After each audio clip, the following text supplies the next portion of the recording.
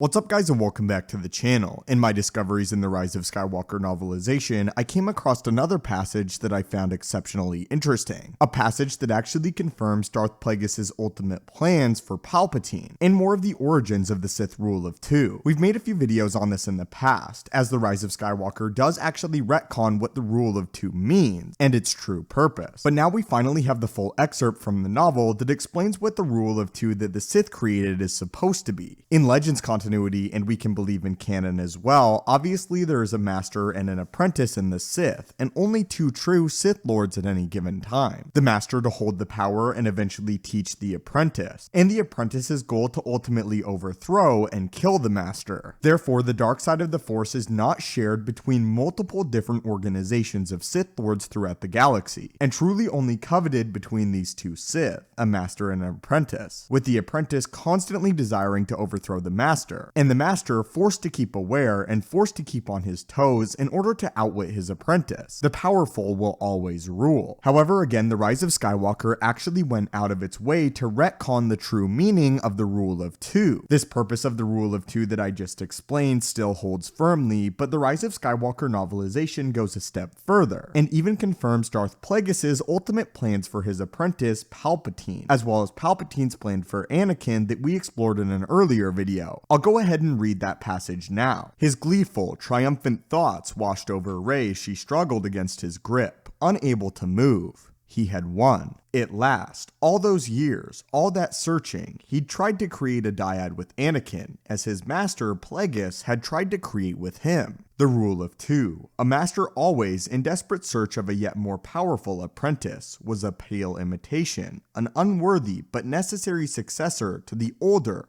purer doctrine of the dyad. Unseen for generations, he crowed, and now the power of two restores the one true emperor. He raised his perfect healed hands and called upon all of the power of the dark side and the Sith who had come before him, and pulled their life from their bodies. It poured from them like a river of light, leaving them weaker and weaker. The emperor laughed. His body strengthened, became whole. The milky film faded from his eyes, revealing golden irises around obsidian pupils. So again, this does confirm the true meaning and purpose behind the Sith Rule of Two. It is an imitation of an older doctrine, the doctrine of the dyad, and as Palpatine says, one unseen for generations. It was Plagueis' ultimate goal with Palpatine, and it's even inferred in the book that Plagueis is one of the only Sith to try to recreate a dyad, which again ultimately fails with Palpatine, who again attempts it one more time with Anakin Skywalker. They realize the full power of the dyad, and it's even this dyad between Rey and Kylo that again explains Emperor Palpatine's immense power later on in the novel. But this is still a major retcon to the true Sith Rule of Two and its purpose. But it does also confirm that Plagueis is one of the Sith that actually brought back the doctrine of the dyad and attempted to recreate it. But again, it only appeared with Rey and Ben Solo. But what are your guys' thoughts on this and this pretty big change to the history of Plagueis, Palpatine, and all of the Sith for that matter, and the Rule of Two? Do you like that the Rule of Two is largely the same but just stem from different doctrine? Or do you like the original doctrine of Darth Bane and the idea of the Rule of Two? As always, my friends, thank you so much for watching. May the Force be with you and have a great day.